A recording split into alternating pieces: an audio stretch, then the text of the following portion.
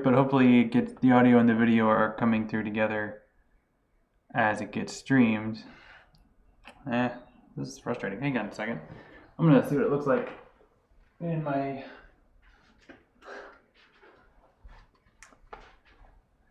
headphones. Of course, I'm talking about glitches this week, so maybe this is just a glitch. Let's see, how does that sound? Are these in sync?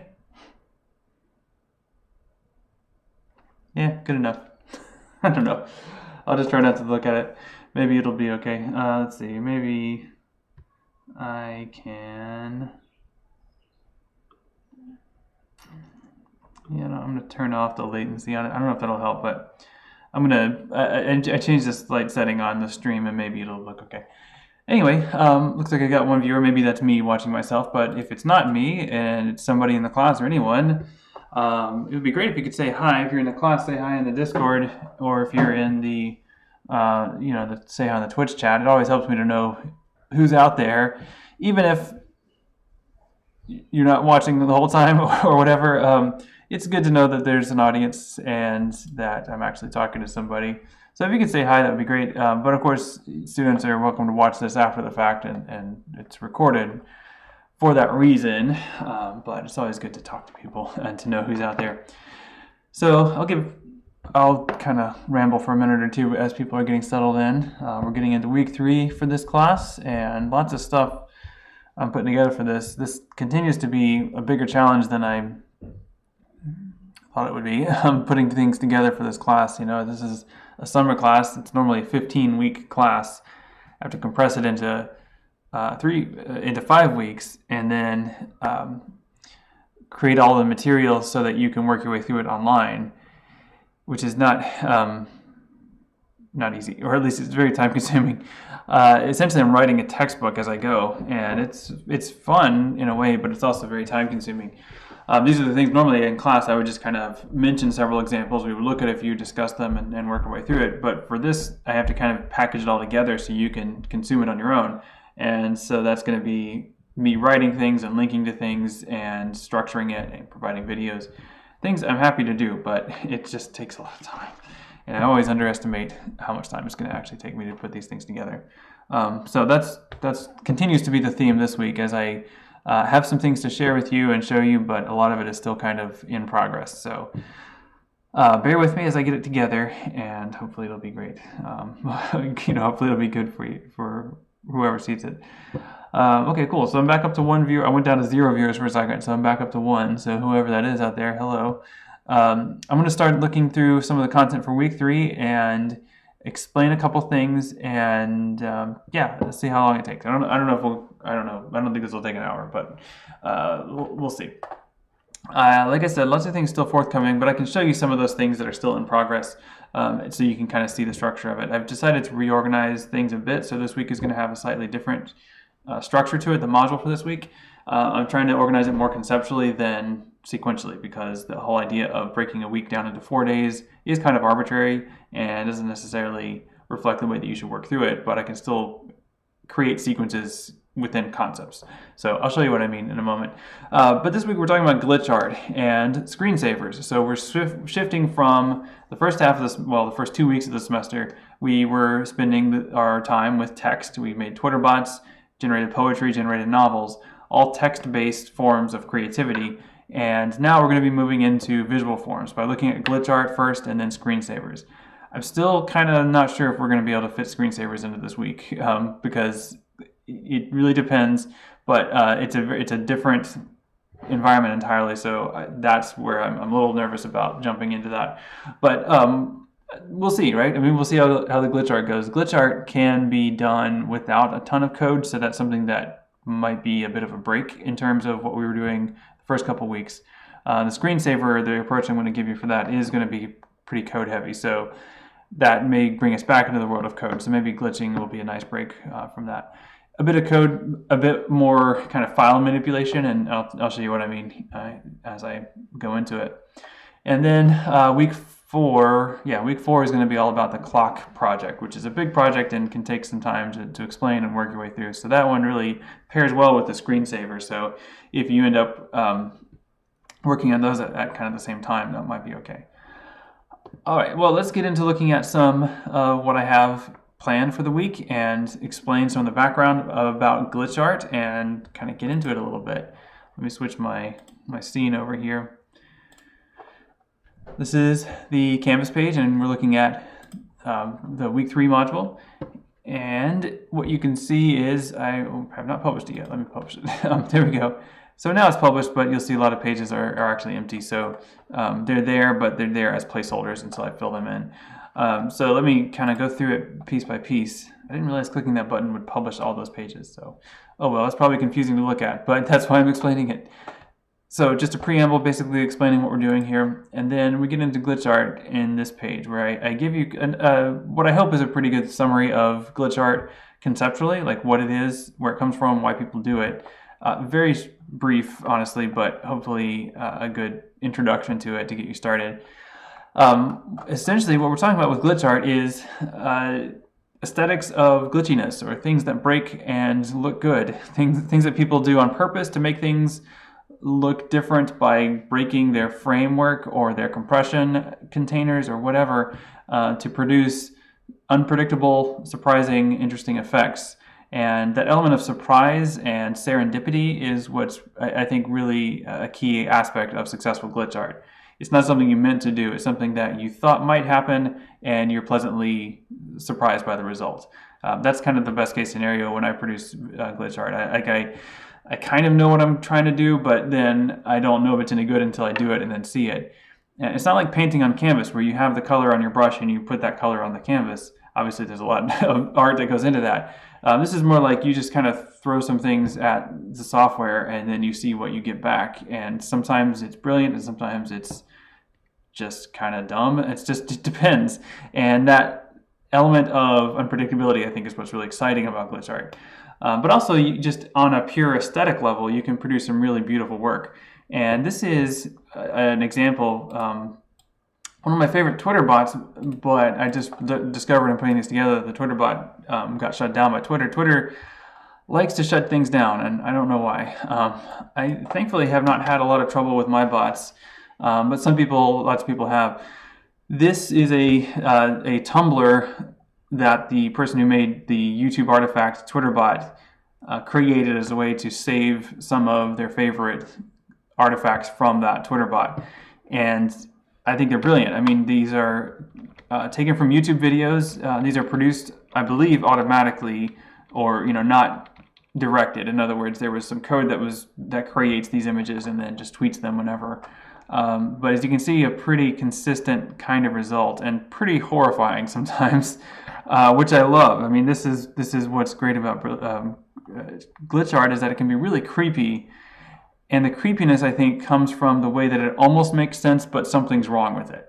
And that idea of like almost but not quite is, I think, what drives a lot of creepy things. And that's something that I think glitch art can do very well. I think this is a good example of that. But also just really painterly textures. Like this almost looks like when I was putting this together, my wife walked by and she was like, "Oh, is that a Monet?" It kind of looks like a painting at a distance, but then you look closely and you realize what's actually going on. I believe the way that this one works is by downloading a video from YouTube, deleting the, converting it to AVI format if it's not already in that format, dropping iframes, and then skipping to a random frame after a dropped iframe. And I believe that's how this is produced. I might actually try to make my own version of this bot because I really like it. I think if that process is correct, then I'm pretty sure I can figure out how to do that. But I'm kind of guessing. Anyway, just an example of intentional glitch art where an artist said, "I want to do this, and I want to see what happens when I put this together as a bot," and the results are brilliant. Sometimes glitches are accidental. This is actually my TV. We have two TVs that we use for gaming kind of things, and this is one of them. It looks like this. This is what happened when my son Daniel. I'm pretty sure it was him. He's not totally acknowledged that this was him, but we're very confident that it was him. It was using the Wiimote and did not fully strap it to his wrist. You know how they have straps on them, Pretty sure he did this. I'm not sure if it was an act of frustration because he was mad about something, which he does frequently get pretty mad about gaming. He rage quits, or if he just was gesturing emphatically and it flew out of his hand. Anyway, it punched a hole in the monitor, but it actually looks pretty nice, and you can still see the picture behind it. So it's not. I mean, you can still use the TV kind of, and so that's the one the kids use. I was like, you broke the TV, you can keep using it. But it actually looks really cool. I think it actually is a beautiful like rainbow effect, and maybe you've seen these things if you've had a TV break.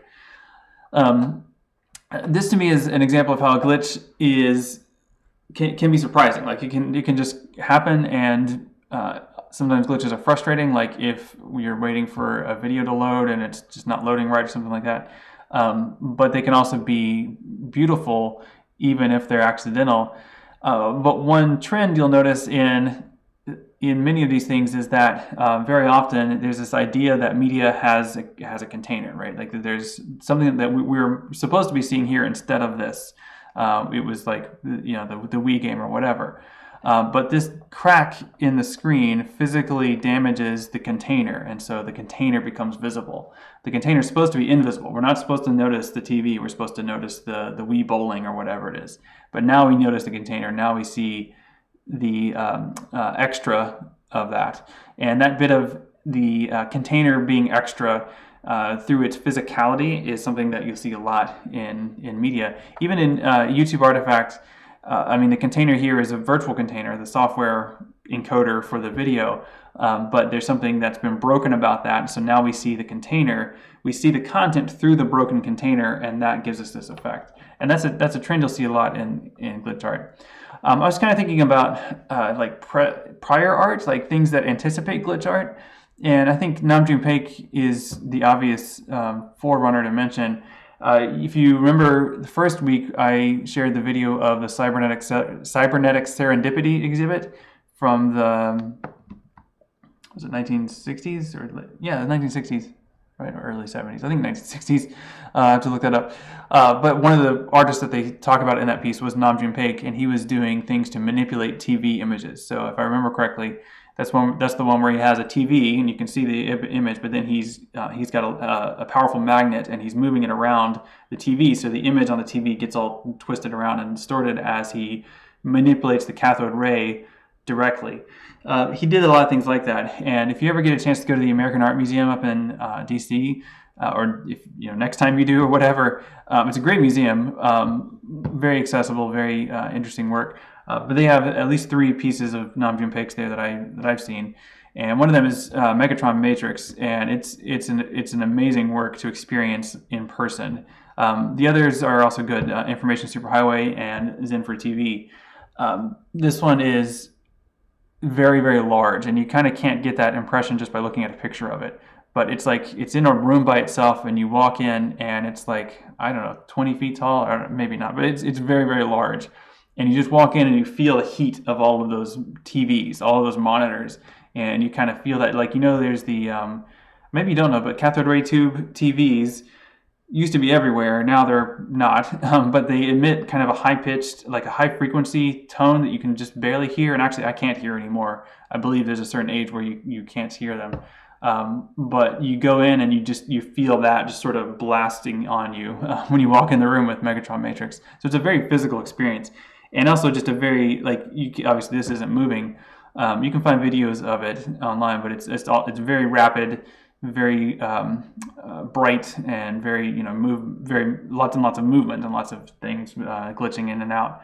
I mean, it's intentional, it's all controlled, but it's a very disorienting experience. I'll just say it that way. It's a fascinating piece. You should definitely see it. Information Superhighway is similarly large, but it's arranged like the United States, and there's TVs clumped into different shapes of states, and then they're all like neon tubing around them. It's really cool.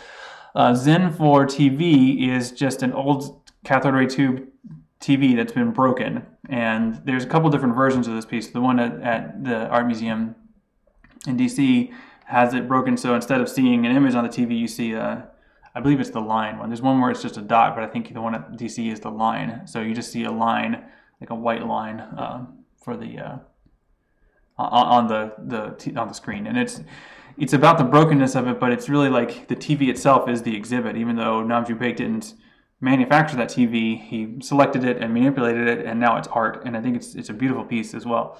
It's also very warm physically, like to be near it. So it's really interesting how these things reference physicality.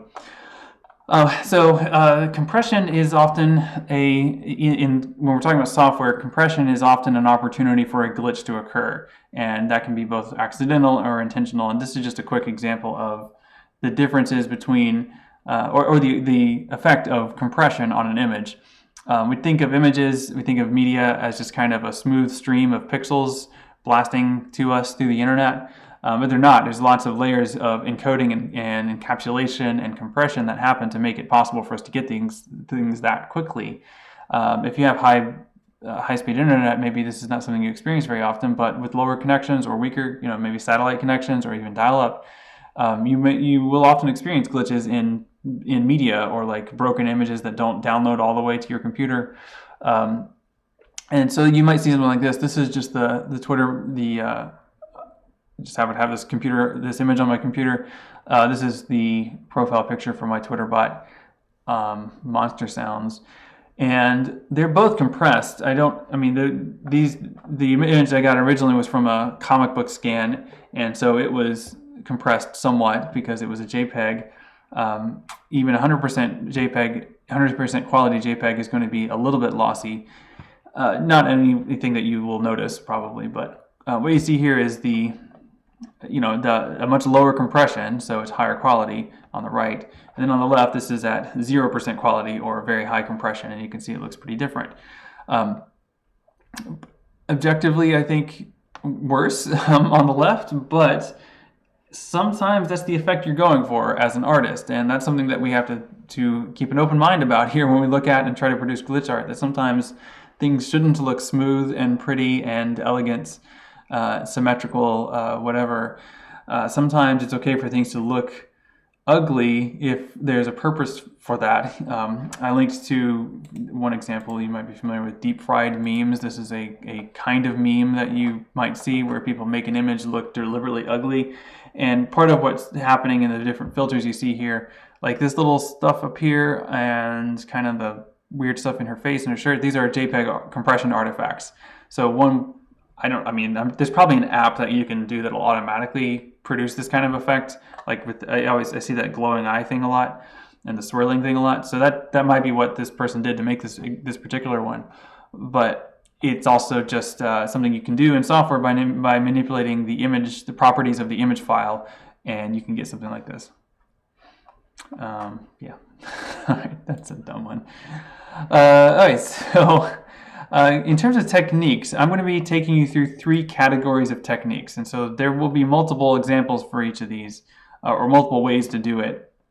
But generally, I'm thinking of 3 different ways of glitching, and I can offer instruction on these 3 ways. Data bending, this is where this is just a term. The terms aren't actually descriptive, it's just the conventional term that people use to talk about this kind of thing. This is where you're going to use software meant for something else to edit an image. So the 3 I want to show you are Audacity, WordPad, and that's a typo, that should be hex edit or hex editor, to manipulate an image instead of what the software was originally meant for. Audacity is audio, it's meant for editing sound, but we're going to use it to edit images. WordPad and hex edit are meant to manipulate text files, but those are things, again, we're going to use to try to manipulate some images and see what happens. I think actually that term data bending probably is meant to be parallel to circuit bending. Circuit bending is a kind of glitch practice where you interact physically with something. So like a common example is like you open a Nintendo and then you like wire it differently, or you poke it, or like one really simple way to do it is that I've seen is like you lick your finger and start touching different things, and then the moisture from your spit will short circuit different parts of it, and then you'll glitch the image that you're seeing. So that's circuit bending is what that's usually called. And so data bending, I think, is probably a term based on being parallel with circuit bending. Pixel sorting is this one you might not even consider a glitch, but you do see it a lot used the same way as glitch art. So I think it counts as a glitch. This is what I use. This is my Twitter bot, Crooked Cosmos, and oh, that's a good one. This is that's what I've done here. So I wrote code that does pixel sorting on images. So I have on my computer, actually it's a computer in the other room right there. It's a Raspberry Pi computer, so it's very small and very slow, but it doesn't need to do much else. It takes apart these images and it sorts regions of pixels by different values. I'll show you how to do this, but that's what's happening here. It takes an image. This bot has been loaded with a bunch of images from outer space taken by different NASA projects and telescopes, all of which are in the public domain as far as I understand. I hope I'm correct about that. So I'm using this bot to make new derivative images of those space images. And the results are usually really good. So I'm very pleased with this bot. Sometimes they're not as good. I don't particularly care for this effect. It's one of the things that's programmed into the code I'm using. But some people like it. 19 people like this one. Not my favorite method. I do like. Well, you see, I like. Oh, that's a good one. Yeah, I like this. A lot of it depends on the image that you start with, and this is a pretty good one. So yeah, that one too. This one literally looks like a smiley face to begin with. It's a pretty well-known space image. I believe it's from the Hubble, and it's funny to glitch it out too. Sometimes they're just kind of incomprehensible. But this is pixel sorting, and you get that streaking effect, and you start to see it everywhere. Then finally, data moshing. So this is when you take the compression, like the actual compression container, and then you rough it up a lot. And this is what you get this is what produces this kind of effect, the YouTube artifact effect. This one, so this one, I don't know what to say about it. This is also the effect that this is risky, but I'm going to take a look at what's going on broken GIFs right now. This is a subreddit. This is a technique often used in video glitching, but you can also take still images from those glitched videos if you want to do that. Let's see. So broken GIFs is a subreddit for these things. The quality varies a lot. So this one, I believe, is a repost of one of the classic broken GIFs. Let's see if it actually is the original. Yeah, okay, so somebody tried to do an HD remake of, like a high definition remake of one of the classic broken GIFs. This is not the best of that. But anyway, these are not, oh, here's a good one. Yeah, so this one's really creepy. I like it a lot. Wow, okay, that's good.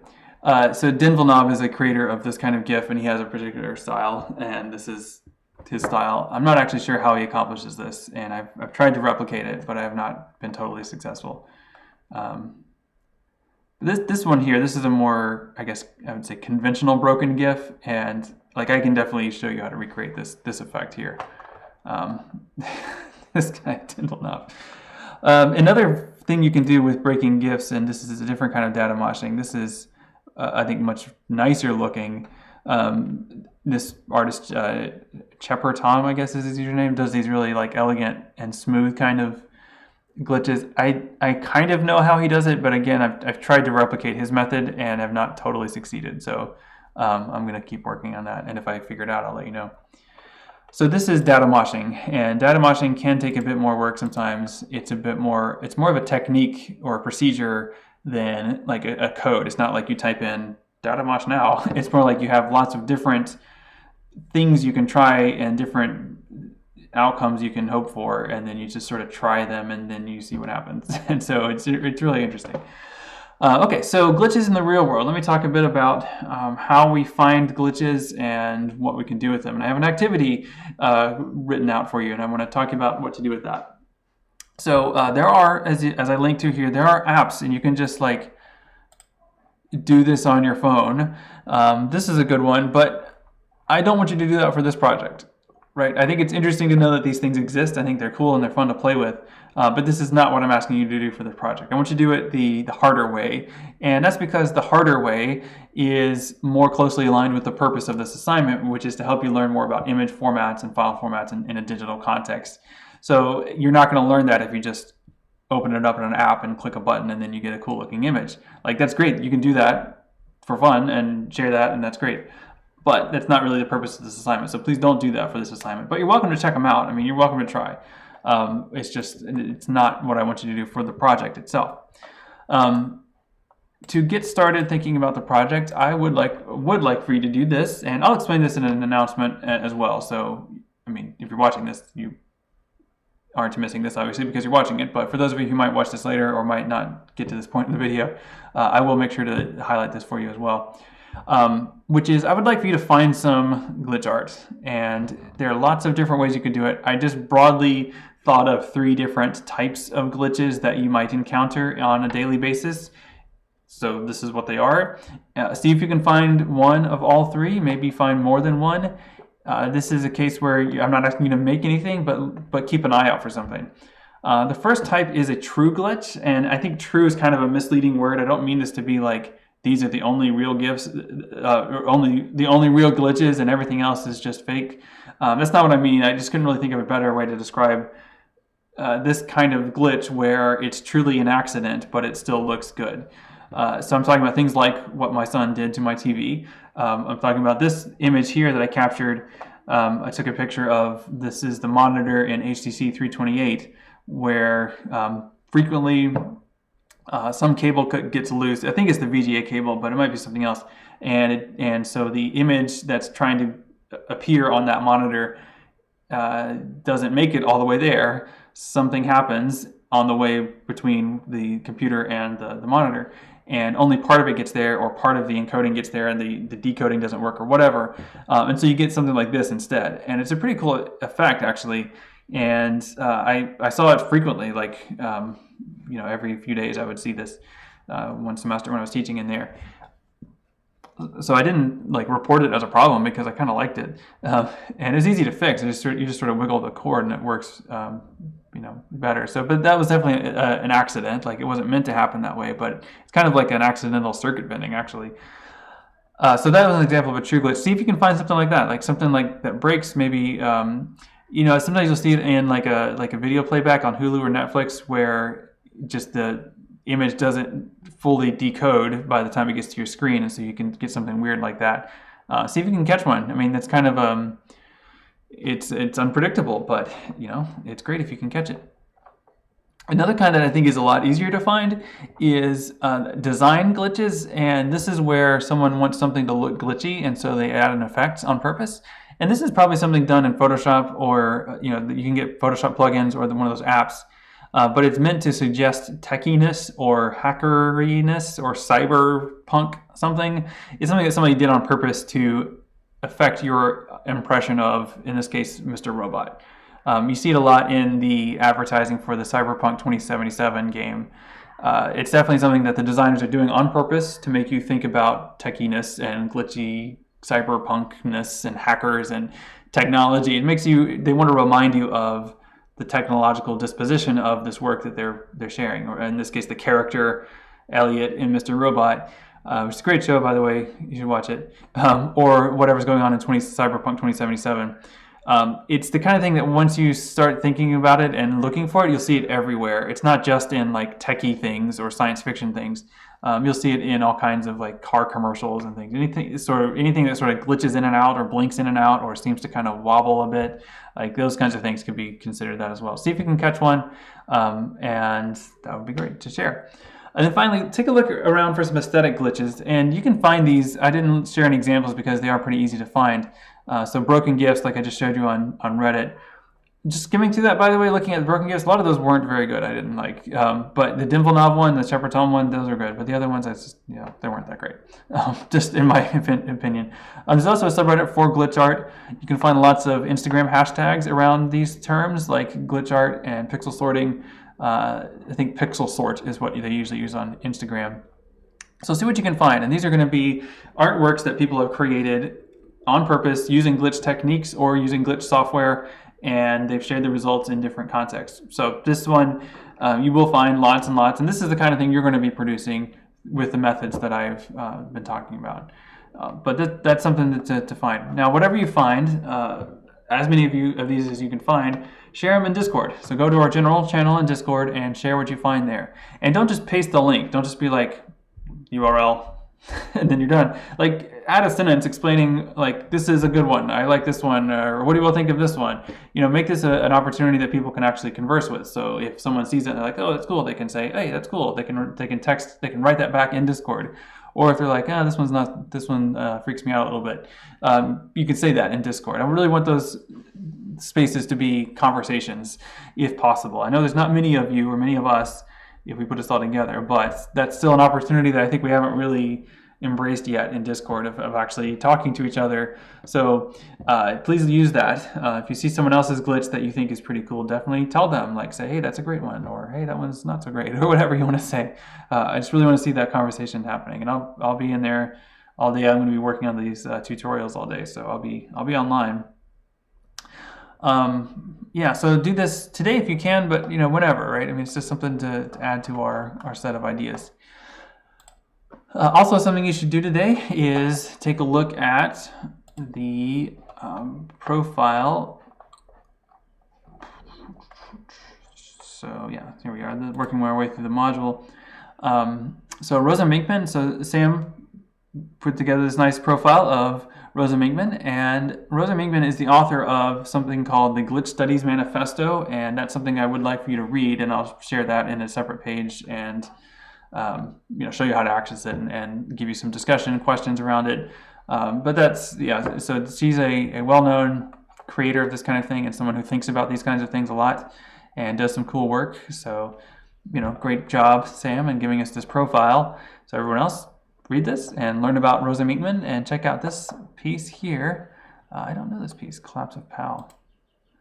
So yeah, oh nice. Okay, so PAL is a video format, right? So there's, I don't know if you know this, but it's a way of encoding a TV signal. PAL is common in the UK, and NTSC is common in North America. So it's well, Europe. PAL is in all of Europe, I think. It's just a different. I guess it's an algorithm, but it's just a different way of taking a signal from the air for TV and then putting it into the format that your TV can recognize. And so that's because this is titled The Collapse of PAL. I assume it's about the end of that as a format. I don't know if NTSC still exists. Come to think of it, it might not. Although, I mean, not over the air, certainly. These are both what you would call like analog signals. Like these are analog TV signals that would be broadcast out through the air. I don't know. I'd have to look that up. I'm curious now if NTSC is still going. In any case, that's a great profile of Rosa Minkman. So learn a bit more about her, and then I will share the Glitch Studies Manifesto and explain how to read it. It does take a bit of explanation for that. Okay, so that's your main work today. Start learning about glitch through the resources I provide. Start finding your own glitch. And I'm going to be working today to create these tutorials. They don't exist in here yet, so I'm working through it. But I'll create some instructions. I'll type up some instructions, but I'll mainly record a short video demonstrating how to do it. In some cases, you'll need to download some software or manipulate files in some unusual ways. So I'll explain these in the videos, but if you want to go ahead and start looking at this, Audacity is what we're doing with this one. Audacity is available at audacityteam.org. This is the download for it. Make sure you get this version. Sometimes people try to give you, like you might, if you just Google how to download Audacity, you might accidentally get on a website that tries to charge you for it. Don't do that. Audacity is free, and anything that says otherwise is tricking you. So don't pay for Audacity. You download it on whatever your computer is, and as you can see here, it's for audio editing, and it's good for audio editing. Like if you have audio you need to edit, a lot of people that do podcasts use Audacity. So it's good to learn about anyway. But we're going to be doing some weird things with images with that. You can, by the way, find different tutorials for doing this. Like they already exist. Like I've written a few, so I'm going to write one for you all, just with the context of this class. But if you find a tutorial for doing glitch art with Audacity and you want to go ahead and get started before I have time to finish mine, then by all means, go ahead. Same with the hex editor. For breaking GIFs, with this one's going to get a little bit I'm not totally sure how I'm going to approach this one, because I normally do this in two ways. So there's a Python script called Tomato that you can use to do like AVI video data moshing. It works fine, except that if you so far when we've done programming in this class, we've used Colab notebooks.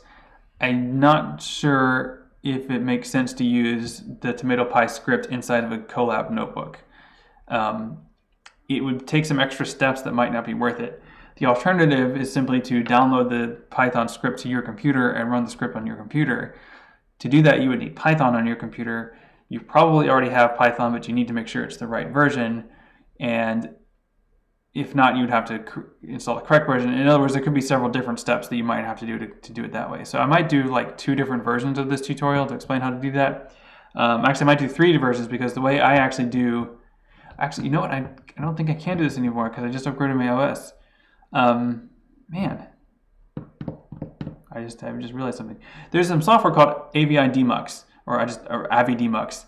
And Avi Demux, there was 1 or 2 versions of Avi Demux which had the ability to break GIFs. Avi Demux is not meant to be a GIF breaker, but there's ways you can use it because of errors in its encoding to make broken GIFs. And it's actually a visual video editor, so you can move the playhead backward and forward to find the right spot you want to manipulate. And it's really nice. But if you get a new version of Avi Demux, it does not have those errors in it, and so it doesn't do the things that produce the broken GIF effect. And I just realized, since I upgraded my operating system on my Mac, I probably cannot install that older version of Avi Demux anymore. So I might have to come up with another way of doing it. So that's interesting. I might have to see if I can get that version of Avi Demux on Linux, and then I might be able to do it that way.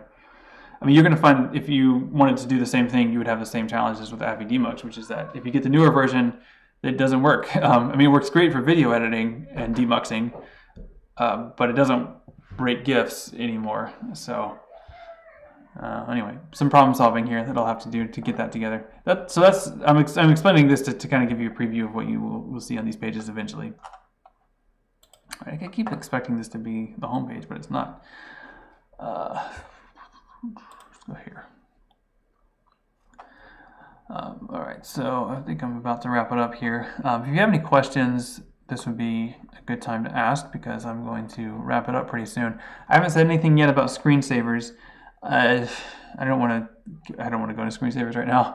I've got too much to work on for GIFs and glitches. But I will just briefly say that for screensavers, the idea is that we will use something called P5JS, and P5JS is great. P5JS is JavaScript.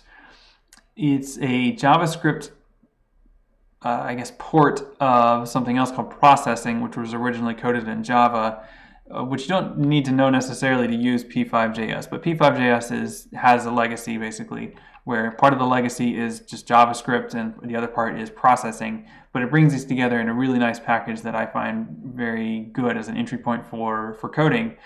It's JavaScript code, so it's a little different than Python. We started with Python last week and got into it a little bit. JavaScript does have different syntax expectations, which adjusting for that can be tricky sometimes. But JavaScript, just like Python, is a widely used general purpose language, and it's good to know. It's good to know a little bit of JavaScript. This is a particular library, so it's JavaScript plus the stuff that P5JS is adding.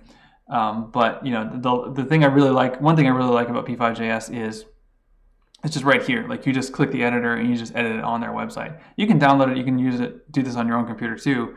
But what they've got put together already is just a pretty nice development environment for P5JS, where you've got code on the left, and then on the right you see whatever your code produces. And it's very easy to get started. Like, you can just click play, and that makes a gray square, right?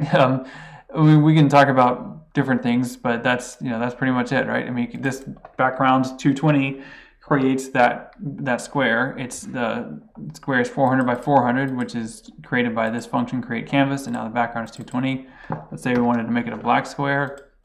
we can do that by changing the numbers. And it's a lot of trial and error like that, where as you try something, see what difference it makes, you can eventually make some pretty cool things. In terms of learning P5.js, I'll do a couple of videos, but I will just go ahead and tell you the main person I learned P5.js from, and that I recommend you learn P5.js from as well, is a guy named Daniel Schiffman. And his website is, or his YouTube channel is The Coding Train.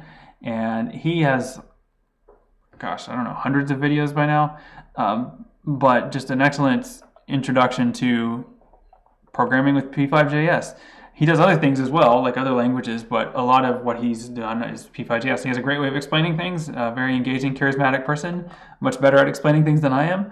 So I recommend him very much, and I will share specific videos of his when I get into the screensaver bit.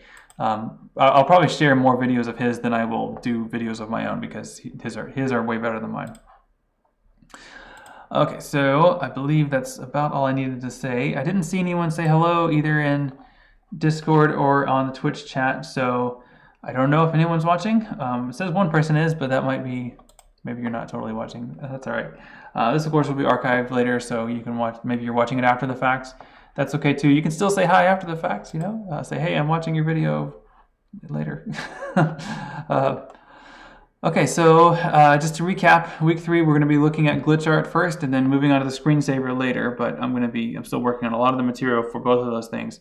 For today, start learning about glitch art, see if you can find some and share it in Discord, and keep an eye out for things. As I complete a page, I will, or a tutorial, I'll update it through Canvas, so you'll see that notice through the Canvas app saying, hey, this page has been updated. And hopefully I can get that out to you this afternoon. Okay, well, I'll wrap it up here.